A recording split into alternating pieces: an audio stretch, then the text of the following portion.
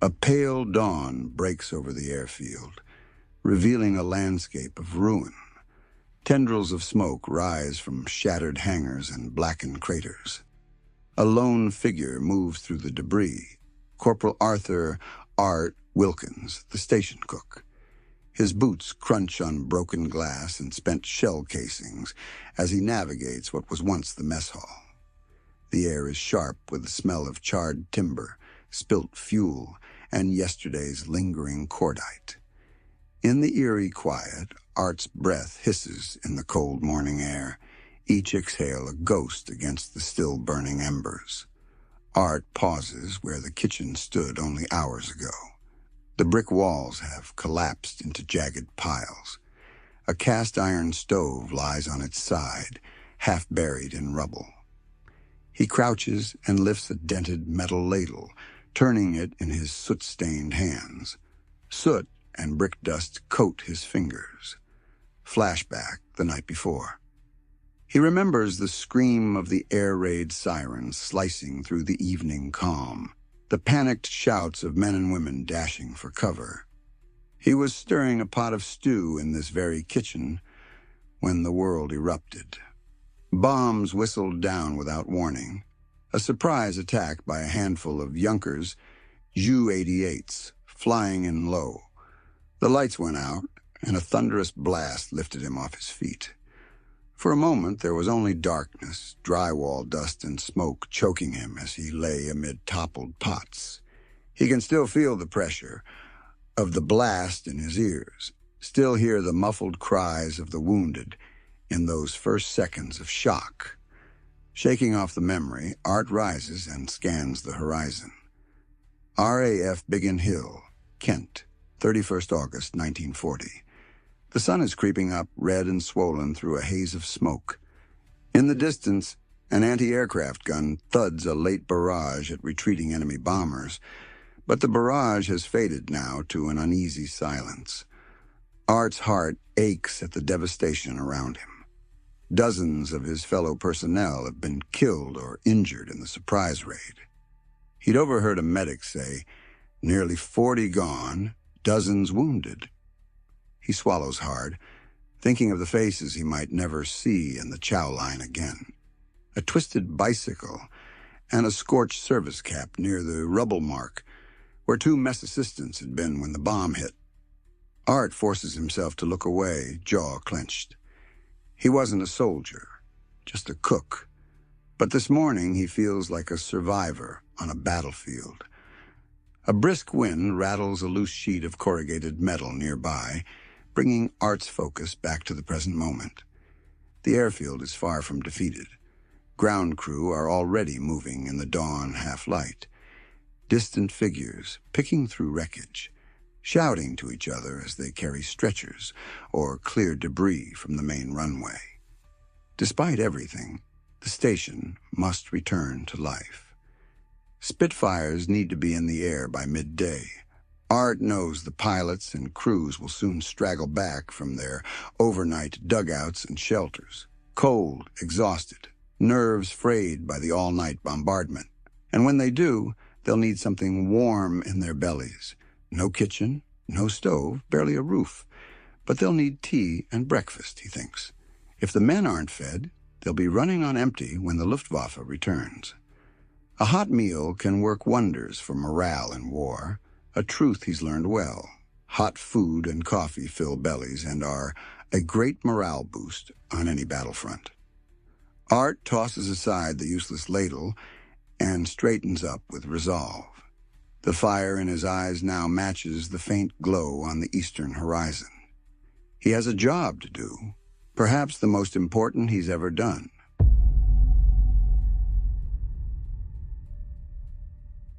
He begins by scavenging through the rubble for anything useful. The first light of day finds Art hauling bricks and hunks of broken masonry into a rough square on a patch of concrete that used to be the kitchen floor. His movements are brisk and methodical, driven by purpose. Each brick he sets aside with care. These will be the building blocks of an idea forming in his mind. If he can't use the old stove, he'll build a new one.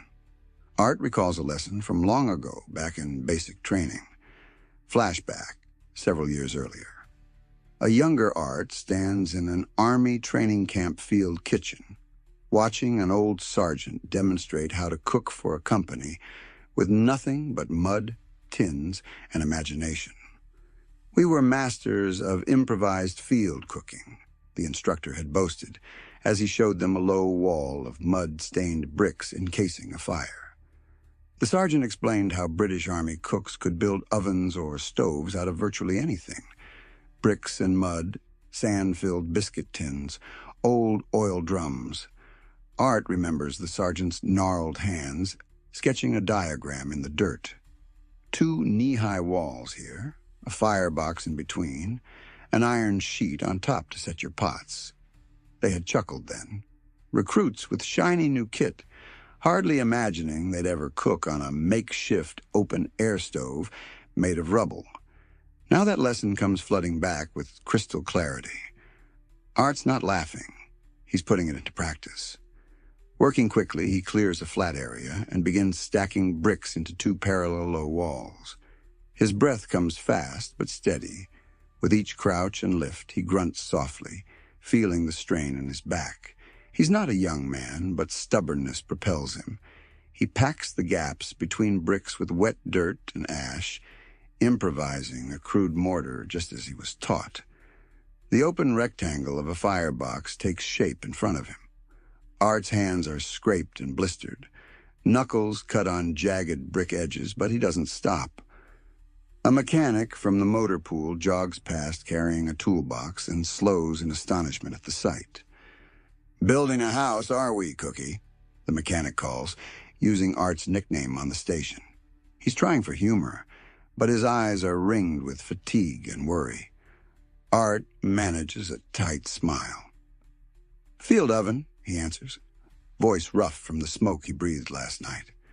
"Can't let Jerry mess up our breakfast 2 days in a row." The mechanic gives a thumbs up and hurries on, buoyed slightly by the cook's initiative. Art turns back to his project. He scrounges a sheet of metal, the twisted door of a pantry cabinet, and lays it across the top of the brick walls. It's not a perfect fit, but it creates a flat surface over the firebox. He braces it with an iron rod on one side so it won't collapse inward. From the debris, he also pulls out the circular iron plate of the old stove's burner and sets it atop as a small hot plate section. Next, he finds a length of broken stovepipe, about 3 feet long. One end is crimped, but it will do. With effort, Art embeds it at an angle into the rear of his brick structure, forming a makeshift chimney to vent smoke and draw the fire. Just like the field manual said. He even uses an abandoned sandbag to seal around the pipe where it meets the bricks, encouraging an upward draft. The contraption is crude, but unmistakably an oven. A fire pit enclosed by brick walls, a metal top for cooking, and a scrap pipe chimney. He steps back and surveys it. An outdoor oven built from bombed-out debris, complete with a little chimney poking up, not so different from what the resourceful ATS women were doing on the home front. Art feels a spark of pride kindle inside him. In a few hours, this spot went from smoking ruin to a functioning field kitchen. He wipes sweat from his brow with a sooty sleeve. The sun is higher now, the sky turning from red to a dirty yellow. All around, the airfield stirs with renewed energy. Distant drone of engines signals a few reconnaissance Spitfires returning from first light patrol. They swoop down to land on the pock-marked runway. Art spares a glance at the graceful fighters taxiing in. They seem almost untouched by yesterday's chaos until one draws closer, and he sees the ragged bullet holes in its fuselage and the oil streaks along its cowling. The ground crews rush to refuel and rearm the planes, shouting over the whine of the slowing propellers. Art knows more fights will come today. It's only a matter of time, he thinks, hastening his own preparations. From a half-collapsed storage closet, he salvages what food supplies he can. A sack of potatoes miraculously survived the blast, as did a crate of tinned meat in the pantry's corner. He carries them out carefully. The spuds are dusty but usable. He brushes them off on his apron. There's also a dented tea urn and a large metal Dixie pot, a standard-issue oval cooking kettle, kicked into a corner and filled with debris. Art yanks it free and inspects it. A few dings, but no holes. Perfect. He recalls that these camp kettles, the beloved Dixies, are designed for exactly this kind of rough service. They've fed British troops in trenches and deserts alike. He will put this one to work today. He fills the Dixie halfway with water from an emergency water tank. The mains are shut off due to broken pipes. The water has a faint taste of chloride, but beggars can't be choosers. With a steel bucket, he gathers fuel for the fire, fragments of wooden beams, splintered ammunition crates, anything that will burn. Soon a small pyramid of kindling sits in the firebox under the metal sheet. Art strikes a match and coaxes a flame to life, nursing it with patience. The fire catches and crackles, orange tongues licking up among the bricks. He gradually feeds larger scraps of wood into it. A column of thin smoke begins to curl from the pipe chimney, dissipating into the morning sky. The improvised oven is now alive with fire. Art places the big Dixie pot filled with water onto the metal sheet over the firebox.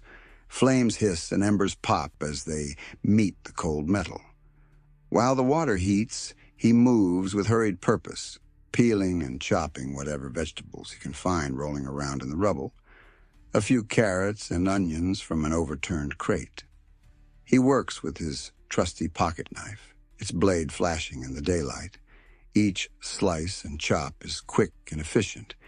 He's done this 1,000 times in a proper kitchen, and he won't let the lack of a countertop slow him down. He scrapes the veggies into a smaller pot and sets it on the hot plate section, adding water from his canteen. From a tin, he scoops precious salt and sprinkles it in. There's no pepper, probably blown to kingdom come, but at least he has salt. Next, he opens a tin of Spam, the ubiquitous canned meat. The lid comes off with a practiced turn of the key, and he plops the gelatinous pink slab out onto a plate. Dicing it into cubes, he hums a tuneless song under his breath, the mundane act of food prep calming his nerves. Spam and potatoes. It'll have to do for stew. He knows soldiers may grumble about the monotony of tinned meat, but mixed with enough onions and spuds, it will fill them up. Right now, comfort and calories matter more than taste. As the water in the big pot begins to simmer, Art carefully positions the smaller pot into the larger one, improvising a double boiler of sorts so nothing scorches. The aroma of onions soon rises, a humble scent of a kitchen in the open air. It intermingles with the acrid odor of smoke and scorched metal that permeates the base. For a moment, that homey smell cuts through the stench of destruction, and Art allows himself a deep breath, eyes closed. It smells like hope.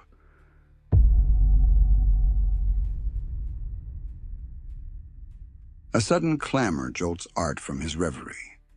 Klaxon alarms start blaring from the operations bunker, the unmistakable wail of the air raid siren winding up again to its urgent pitch. It's now late morning, edging toward noon, and the calm is about to shatter. Art's pulse quickens. He scans the sky and sees it to the south, a dark smudge on the horizon, growing larger. The drone of approaching aircraft engines becomes a throbbing in the air. They're coming back. After the night's devastation, the Luftwaffe is returning in daylight to finish what they started. Scramble! The shout carries across the airfield as ground crew and pilots spring into action. Mechanics leap off wing ledges, and pilots who were resting bolt toward their Spitfires and Hurricanes, parked in revetments along the field. Despite fatigue, despite barely any breakfast, The fighter boys move with drilled urgency. Art's heart thumps with a mix of fear and helplessness as he watches them. He's no pilot. He can't join that fight in the sky. But he can do something here on the ground. He ducks low and tenders the fire in his oven, shoving a couple more pieces of wood in to keep the heat up. The water in the tea urn is just on the cusp of boiling. He had been preparing tea leaves in muslin, ready to brew a strong batch of the station's lifeblood. Hot tea. Now he hears boots pounding the earth and quick calls of camaraderie as a group of 3 pilots sprint past his makeshift kitchen towards their fighters. One of them, a young flight lieutenant with soot still on his face from last night, skids to a stop for half a second by Art's setup. "Tea, is it?" "Bless you, Arthur," the pilot says in a rush, recognizing the cook and eyeing the steaming urn with longing. Art nods and pours the very first mug of scalding tea. Hands trembling from adrenaline, he thrusts it to the pilot. The young man takes a quick gulp, likely burning his tongue, but grins in gratitude. "We'll be back for the rest. Keep it hot," he barks with a grin, before dashing off to his waiting Spitfire, mug still in hand. Art manages a grin in return, a surge of purpose bracing him. That brief exchange tells him all he needs to know. This is why he's doing this. A cup of tea, a mouthful of warmth, might be the last comfort that lad has before throwing himself into the fray. Within minutes, the roar of Merlin engines reverberates as fighters claw into the sky. Art shields his eyes and looks up. The Spitfires climb toward the incoming raiders, sunlight flashing off their wings. He spots the flight lieutenant's aircraft, identifiable by the hastily chalked insignia on the nose as it joins formation. A silent wish goes out from the cook's heart. Bring them back safe. But there's little time for sentiment. The formation of enemy bombers is closer now. The droning hum has grown into a grinding buzz. Suddenly, explosions erupt at the far end of the field. The German bombers have begun their run, and high-explosive bombs slam into the base. A geyser of dirt and asphalt erupts near the runway, tossing a truck end over end. Then another blast. Boom! Closer this time, sends a shockwave that Art feels in his gut. He flinches, arms instinctively coming up to cover his head, as a rain of pebbles and clods patters down. The Luftwaffe is targeting anything left intact. The remaining fuel dump, the radar masts, perhaps the very operations room. A new chorus of sirens and the staccato of Beaufort's anti-aircraft guns join the cacophony. The airfield is under attack once more. Art's first instinct is to protect his kitchen, absurd as that might seem compared to saving his own skin. He quickly pulls the Dixie pot off the heat and slides it to a safer spot against a low wall. He caps the tea urn and, thinking fast, throws a burlap sack over the whole oven setup to hide the flame and keep debris out. No sense advertising a fire. Smoke could draw attention, he recalls, remembering how enterprising field cooks would tie tarps over fires to hide their smoke from the enemy. The sack isn't much, but it might help. That done, he dives into a nearby slit trench as the next wave of bombs falls. The world is noise and fury. Thump, crump. A detonation tosses earth into the trench where Art huddles, making him wince. Shrapnel whistles overhead, a terrifying sound like angry hornets. He curls against the earthen wall, clutching his helmet tight. In his mind, unbidden, he starts reciting a recipe to stay calm. 2 pounds potatoes, 1 pound beef or substitute. Boil 15 minutes. A bizarre lullaby of normalcy amid chaos. The ground heaves with another impact, and a flash of heat washes over him as a fireball rises somewhere to his left.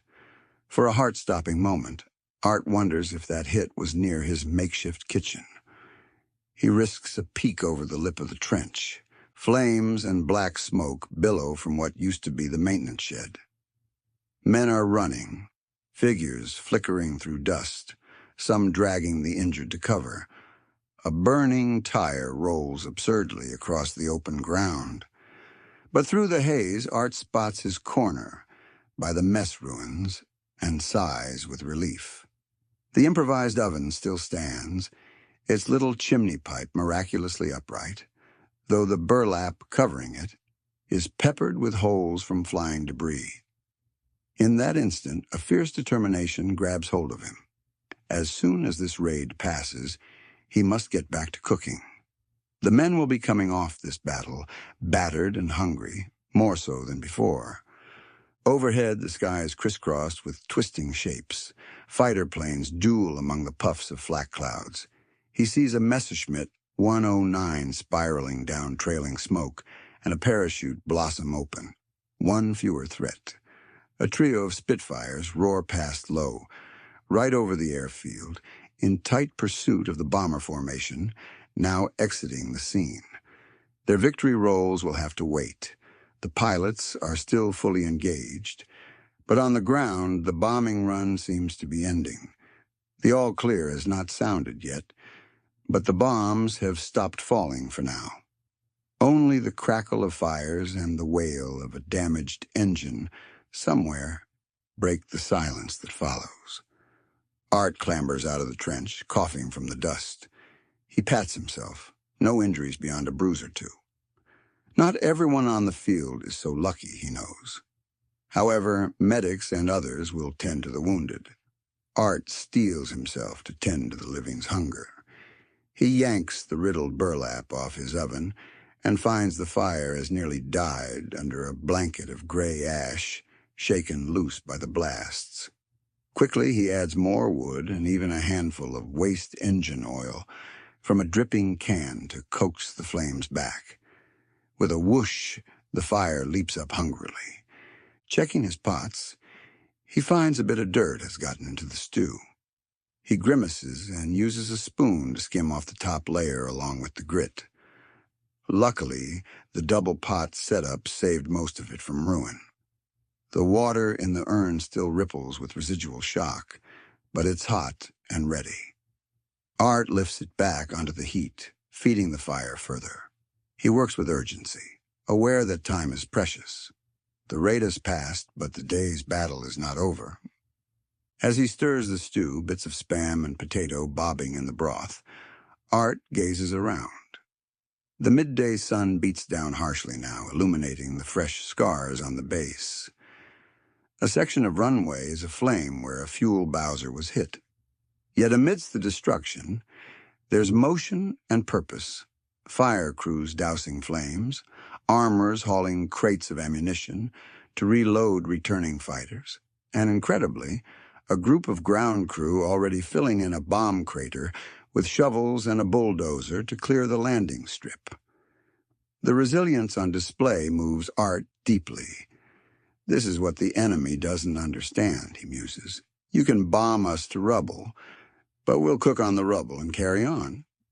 He recalls a phrase his mother used in the Great War, when Zeppelin raids forced their family to cook over a hearth in the basement. We'll make do and mend, love. Here he is, doing exactly that on a grander stage. He allows himself the briefest smile of pride as he tastes the stew. It's coming along, flavors melding. It's a basic concoction, but it's hot and hearty. He adds a bit more salt and even crumbles in some stale crackers from an emergency ration tin to thicken it.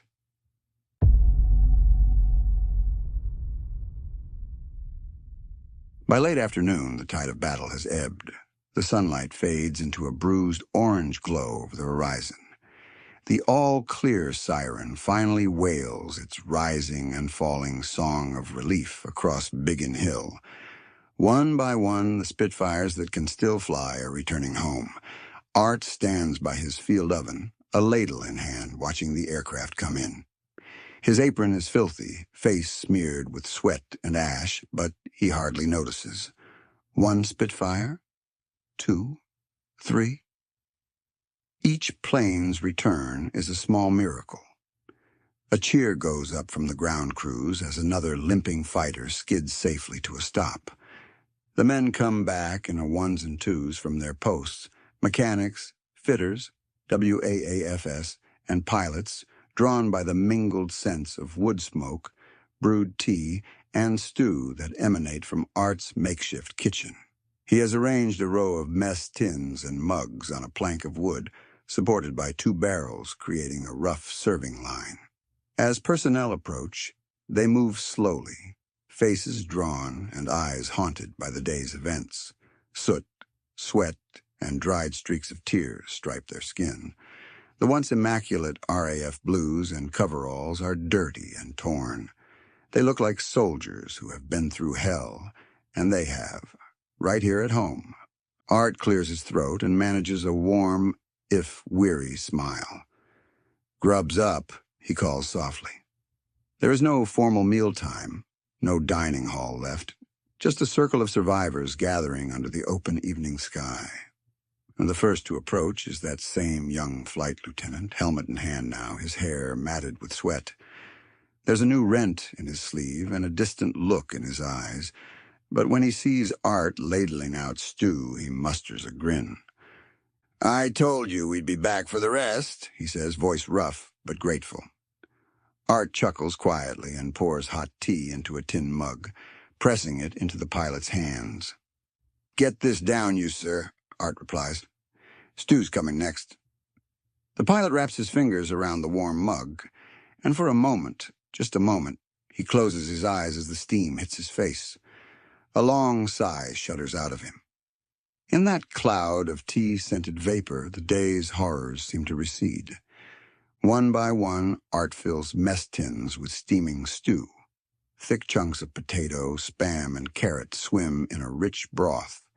It's humble fare, but right now it might as well be a king's feast.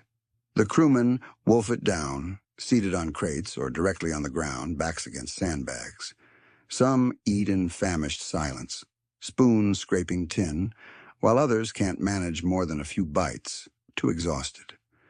A few quiet murmurs of appreciation reach Art's ears. One airman mutters, "Just what we needed," while a WAF telephonist smiles weakly and says, "Tastes like real food, bless you." Art nods to each, offering bread when he has it. Some slightly burnt loaves he managed to bake in a corner of the oven, using dough salvage from yesterday's batch. It's hard to tell in the dusk, but it looks like people are regaining a bit of color in their faces with each sip and bite. As he serves, Art's gaze drifts across the group. Over there, 2 mechanics sit together, one's arm in a sling. They're taking turns drinking from the same bowl, since only one can lift a spoon.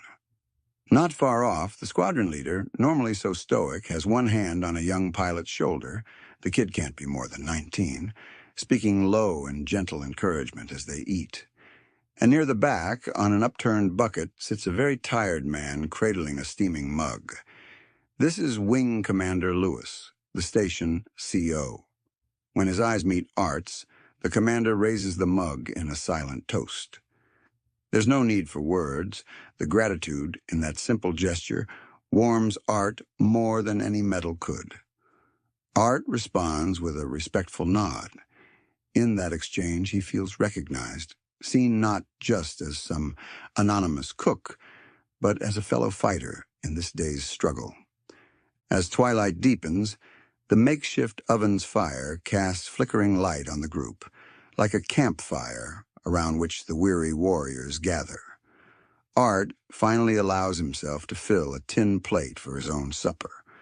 Only now does he realize how hungry he is. The adrenaline that fueled him all day is ebbing, leaving his hands trembling with fatigue. He sinks down on a chunk of broken masonry, close to the oven for the warmth.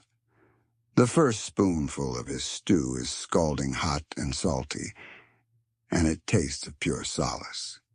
He quietly eats, listening to the muffled conversations around him. "Lost 2 planes today," one mechanic says to another, voice heavy. "But both pilots okay?" walked away. "Thank God for that," comes the reply. "I heard Jerry got our radar," mutters a radio operator, staring into his stew. "We'll use the auxiliary, then," answers an intelligence corporal firmly. "We'll manage." Amid these exchanges, an unexpected sound rises. Soft laughter. Art turns to see a group of 4, 2 pilots and 2 ground crew, chuckling over something, their faces lit amber by the fire. One is theatrically complaining that Art's stew must have shoe leather in it from the taste, prompting the others to snicker and groan about classic Air Ministry cuisine. It's the age-old soldier's coping mechanism, humor. Art winks at them and calls out, "You want to cook tomorrow, Flight Sergeant?" "By all means." Laughter ripples outward, subdued but genuine. In that moment, Art knows morale has been saved from cracking. The simple comfort of a hot meal and a shared joke is knitting them back together. This is the Blitz spirit, he thinks with quiet pride. Bombs or no bombs, they'll carry on, together. As the gathering winds down, people drift off to catch a few hours of sleep or return to sentry duties. The fires on the base are mostly out, leaving only plumes of smoke merging with the night mist. The stars begin to glint through faint pinpricks of light overhead. Art stands and stretches, his joints protesting after the day's labors. He starts cleaning up, collecting empty tins and stacking utensils. There's no running water to wash with, so he boils what remains in the urn and uses it sparingly, scrubbing pots with sand and a rag. It's tedious work, but soothing in its routine. Nearby, Wing Commander Lewis approaches, carrying his empty mug. Art straightens, surprised as the CO steps into the glow of the dying fire. The wingco is a tall man, but tonight he seems to stoop with weariness, his eyes red-rimmed. He extends his hand to Art. "Arthur, I just want to say, well done," the commander says quietly. His voice catches for a moment, betraying emotion. "Your quick thinking here, it kept us going." He gestures around at the remnants of the meal, at the oven still radiating warmth. "I mean that.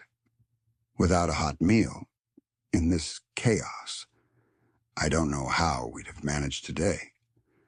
Art takes the offered hand in his rough, calloused grip. "Thank you, sir," he replies, feeling a flush of humility. He isn't used to such direct praise. "Just doing my duty. Can't fly a Spitfire, so I stick to what I know." He tries to downplay it, but the commander holds his hand firmly. "What you did was more than cooking," the wingco insists softly. There's a shine in his eyes as he releases Art's hand and offers a brisk nod of respect before walking away into the gloom, off to tend to the endless responsibilities of command. Art watches him disappear into the darkness, then lets out a long breath he didn't realize he was holding. He turns back to his station and banks the fire safely, shoveling ash over the remaining embers but leaving enough heat aglow. Perhaps he'll keep a small flame alive through the night, just in case someone needs a warm drink come 3 a.m. or in case he needs to start all over again before dawn. The Blitz isn't over. Tomorrow or the next day they might face the same again, but he'll be ready. As Art gathers his things, he notices one last item among the debris. His grandmother's locket, which he keeps hung on a nail by the stove as a lucky charm. Amazingly, it survived, glinting under a brick. He picks it up, rubs the grime off the tiny oval. Inside is a sooty photo of his family. His wife and young daughter evacuated to the countryside for safety. He touches the photo with a rough fingertip, heart swelling with a mix of longing and resolve. "I'll see you when this is over," he silently promises them. "Until then, I'll fight in my own way." He wasn't a soldier in the traditional sense, just a cook, but today Art Wilkins has fought a battle of his own. With brick and fire and determination, he defended the spirit of this airfield. In In the sky above, the pilots dueled the Luftwaffe with guns and courage. On the ground below, he dueled despair with stew and tea. Both fights were necessary. Both kept the RAF flying. Art slings a rifle strap, not a weapon, but his trusty soup ladle, over his shoulder, and takes one more look at the silent Spitfires lined up in the dark, silvery in moonlight. Many of those machines are riddled and weary like their pilots, but they'll soar again at first light, patched up and rearmed. And when they do, he will make sure their pilots and crews have hot tea and breakfast to lift them. In this quiet moment, Art allows himself a thought of contentment. Hundreds of sorties, hundreds of Spitfires scrambling day after day. If my cooking can help keep even one of them flying, then it's all worth it. He adds a couple of coals to the banked fire, watching the sparks whirl up into the night. The stars above are undimmed by war, steady and eternal. Hugging his locket in his palm, Art steps away from the remains of the mess hall, ready to catch a little sleep in the dugout before the next siren. Behind him, the improvised oven stands as a testament to resilience, a humble bulwark against the Blitz. In the grand saga of war, it's a small story perhaps, but tonight, on this battered airfield, one cook's kitchen hack proved as vital as any weapon, keeping an airfield running and a squadron in the air. And as the embers glow and fade, so too does this day, with the knowledge that come what may, they will endure. And even the simplest acts of service can light the way through the darkest hour.